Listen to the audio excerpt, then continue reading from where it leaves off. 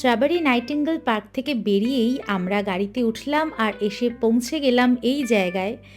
কোথায় এসে পৌঁছলাম সেটা নিশ্চয়ই আলাদা করে আর বলার অপেক্ষা রাখে না। দেখে নিশ্চয়ই চিনতে পারা যাচ্ছে যে আমি এখন কোথায় এসেছি। একদম ঠিক ধরেছেন, দার্জিলিং ম্যালে আমরা চলে এসেছি এবার। ওয়েলকাম টু দার্জিলিং ম্যাল। দার্জিলিং ম্যালে চলে এসেছি। এটা তো বলার অপেক্ষা রাখে না যে সব টুরিস্টদের এটা হলো হটস্পট, এখানে আসতেই হবে দার্জিলিং আসলে। তো সেখানে এখন চলে এসেছি, প্রচুর দোকানপাট আছে আর এদিক থেকে পুরো কাঞ্চনজঙ্ঘার ভিউটা আছে, এটা তো বলার অপেক্ষা রাখে না। কিন্তু আনফর্চুনেটলি বারবার যেটা বলছি, ক্লাউডি বা ওয়েদারের জন্য আমরা কাঞ্চনজঙ্ঘা মিস করে যাচ্ছি, কিন্তু দোকানপাটগুলো অবশ্যই ঘুরে দেখবো। ওখানে আছে মহাকাল পর্বত আর ওদিকে মন্দিরগুলোও রয়েছে, আর তো আমরা ওখানেও যাবো। যেখানেই যাবো আমরা সবটাই আপনাদের সাথে শেয়ার করতে থাকবো, যাতে আপনারাও আমার সাথে সমানভাবে বেড়ানোর আনন্দ উপভোগ করতে পারেন।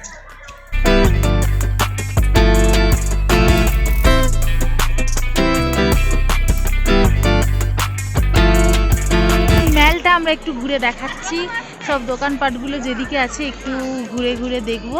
তো এই দোকানগুলোর ওই সামনে দিয়েই যাচ্ছি এখন। অ্যাকচুয়ালি দার্জিলিংয়ে আমার এটা ফার্স্ট টাইম। পশ্চিমবঙ্গবাসী খুব কমই আছেন এরকম যারা দার্জিলিং বেড়াতে আসেননি, মানে আমাদের দীপুদার মধ্যে তো দার্জিলিং অন্যতম। তো আমি হলাম সেই প্রাণী যে এখনও দার্জিলিং আসেনি, এই আমার প্রথমবার।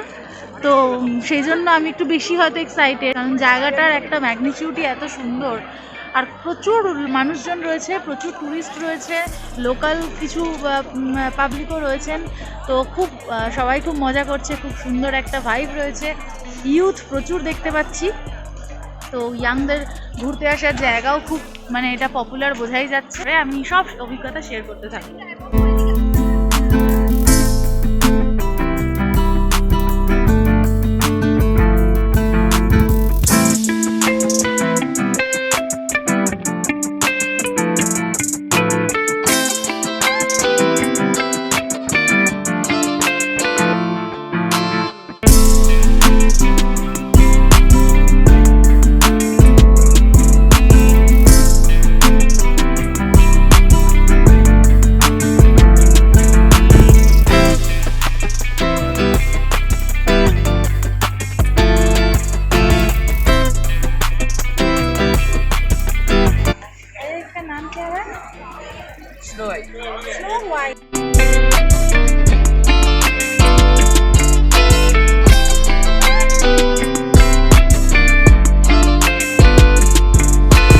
আচ্ছা, এইখানে যে ঘোড়াগুলো রয়েছে এগুলো সব আলাদা আলাদা নাম রয়েছে।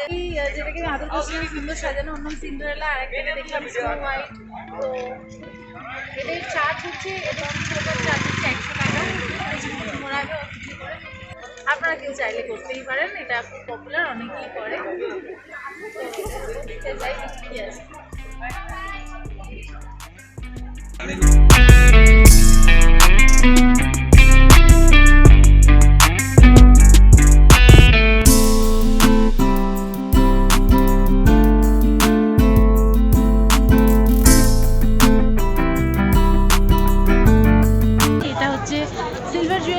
হ্যান্ডক্রাফট আর শোয়ালের দোকান, আপনারা কেউ চাইলে এইসব দোকান থেকে কেনাকাটি করতেই পারেন।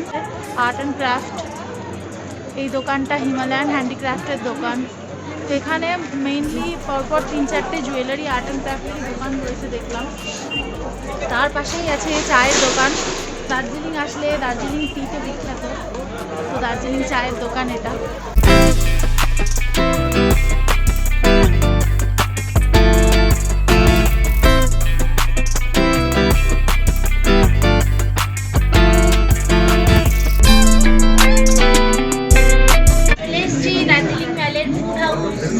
রেস্টুরেন্টে, এই রেস্টুরেন্টটাতে সব রকমই পাওয়া যায়। দেখি এখানে ঢুকলাম কারণ খিদে পেয়ে গেছে। ইন্ডিয়ান, চাইনিজ, মোমোস সব কিছু পাওয়া যায়, টি, কফি। এখান থেকে আমরা অর্ডার দেবো, দেখা যাক কী কী অর্ডার করি, যেটা খাবো শেয়ার করবো আপনাদের সাথে।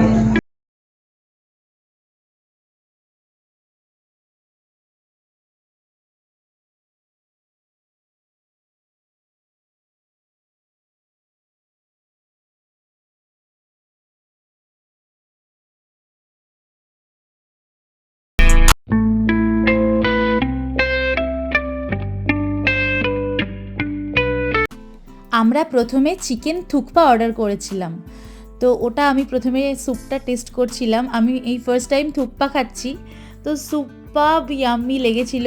থুকপাটা খেতে দারুণ বানিয়েছিল।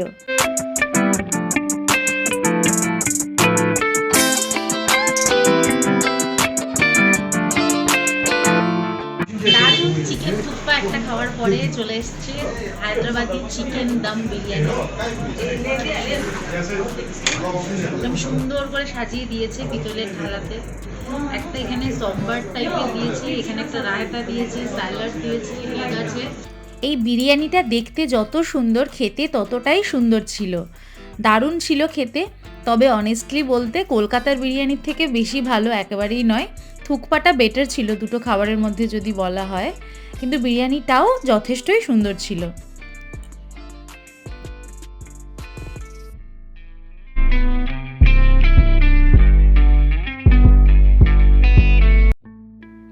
খাওয়া দাওয়া সেরে আমরা আবার ম্যালে একটু ঘুরতে বেরোলাম, কারণ দার্জিলিংয়ের প্রধান আকর্ষণ তো এই ম্যালই। দার্জিলিংয়ে এসে তাই ম্যালে যতক্ষণ সময় পারা যায় সেটাই কাটানোর জন্য চেষ্টা সবাই করতে থাকে, আর আমরাও সেজন্য আরও বেশ কিছুটা সময় ম্যালে কাটাবো ঠিক করলাম। যদিও ওয়েদারের জন্য 360 ডিগ্রি ভিউ আমরা মিস করে গেলাম, কিন্তু এই ম্যালের চার্ম আজীবন সাথে থেকে যাবে।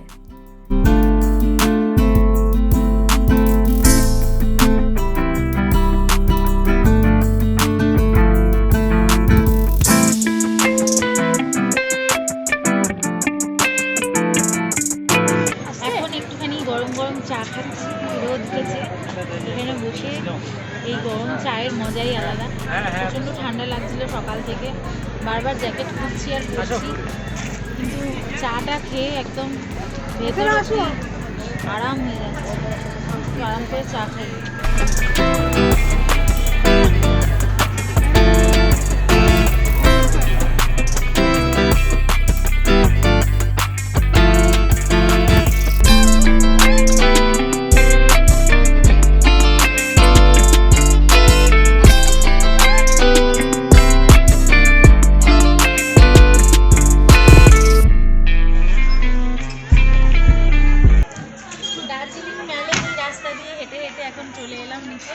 এইখানে যেখানে দাঁড়িয়ে আছি এটা হলো গোর্খা রঙ্গমঞ্চ ভবন, যেটা ঐতিহাসিক ভানু ভবন, তার ঠিক সামনে দাঁড়িয়ে আছি। আর এর ঠিক উল্টো দিকের রাস্তায় আছে সেন্ট অ্যান্ড্রিউস চার্চ, খুব সুন্দর একটা চার্চ আছে। আর ওই দিকের রাস্তায় পশ্চিমবঙ্গ সরকার পরিচালিত দার্জিলিং ট্যুরিস্ট লজে যাওয়ার রাস্তাটা একদম পাশেই, ম্যালের একদম পাশে। তো এর পরবর্তীতে আমরা যখন আসবো চেষ্টা করব এই ট্যুরিস্ট লজটাতে থাকার, ম্যালের পাশাপাশি পার্শ্ববর্তী অঞ্চলে থাকতে পারলে এখানকার যা ভাইবস, এখানকার যা অ্যাম্বিয়েন্স, এটাকে খুব ভালোভাবে ফিল করা যাবে। তো আপনারাও যদি দার্জিলিং আসেন তো চেষ্টা করবেন ম্যালের আশেপাশে থাকার আর এই পশ্চিমবঙ্গ সরকার পরিচালিত ট্যুরিস্ট লজটাতে থাকার, তাহলে খরচও অনেক কম পড়বে আর সুন্দর এক্সপিরিয়েন্স করতে পারবেন।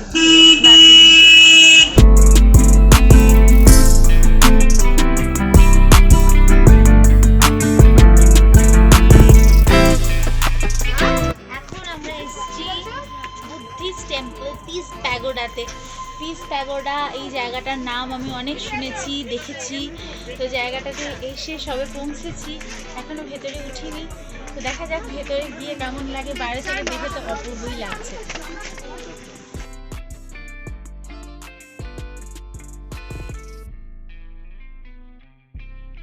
এখন আমি যেখানে দাঁড়িয়ে আছি, আমি উপরে উঠে এসেছি, বুদ্ধা টেম্পলের সামনে দাঁড়িয়ে আছি। আর ওই দিকে যেটা আছে হোয়াইট কালারের, ওইটা হলো পিস প্যাগোডা। বুদ্ধা টেম্পলে কিছুটা সময় কাটিয়ে তারপরে আমরা পিস প্যাগোডাতে যাব। ভেতরে বেশি কথা বলা যায় না, দেখতে পাচ্ছেন লেখা আছে প্লিজ মেনটেন সাইলেন্স। তো ভেতরে হয়তো ভিডিও করতে পারবো কি জানি না, তবে কিছু বলতে পারবো না, সেজন্য বাইরে থেকেই বলে দিলাম। ভেতরটা একটু ঘুরে দেখি।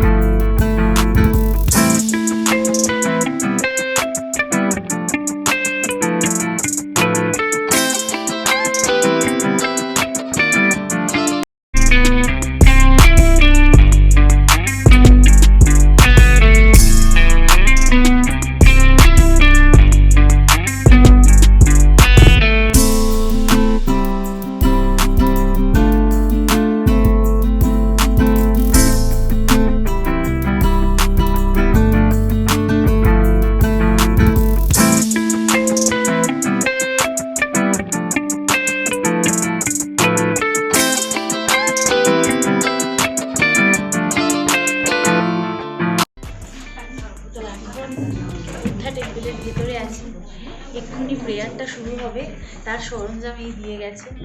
আমি ঠিক জানি না কীভাবে প্রেয়ারটা করতে হয়, নতুন ধরনের একটা এক্সপিরিয়েন্স। তো সেটা এক্ষুনি শুরু হবে, শুরু হলে আর কিছু করা যাবে না, ভিডিও বা ক্যামেরা। আরে ওইখানে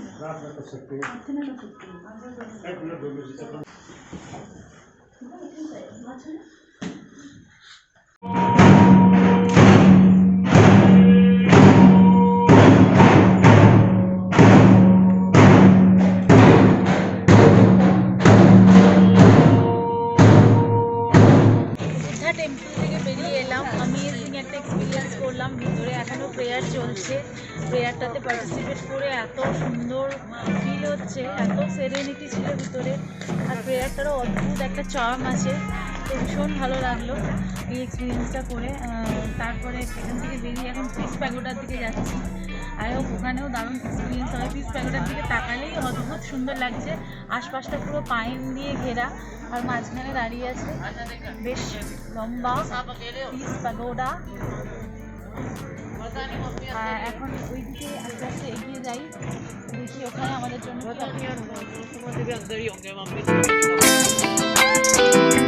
আমার পিছনেই পিস প্যাগোডা, দেখতেই পাচ্ছেন যে কি অদ্ভুত সুন্দর। এই প্যাগোডাগুলো এই ধরনেরই হয়। তো এখানে জায়গাটা যেহেতু পাইন গাছে ঘেরা এবং ঠান্ডা কুয়াশা মিশিয়ে একদম সুন্দর একটা পরিবেশ তৈরি হয়েছে। তো খুব ভালো লাগছে জায়গাটা, এমনিতেই একটা আলাদা ম্যাগনিটিউড তৈরি হয়ে গেছে। তো দেখা যাক ওখানে যাই আর কি কি এক্সপিরিয়েন্স হয় আমাদের। প্রচণ্ড ঠান্ডা লাগছে এখন, যেহেতু সন্ধে হতে চলেছে। তো যাই, দেখি কি অপেক্ষা করে আছে ওখানে।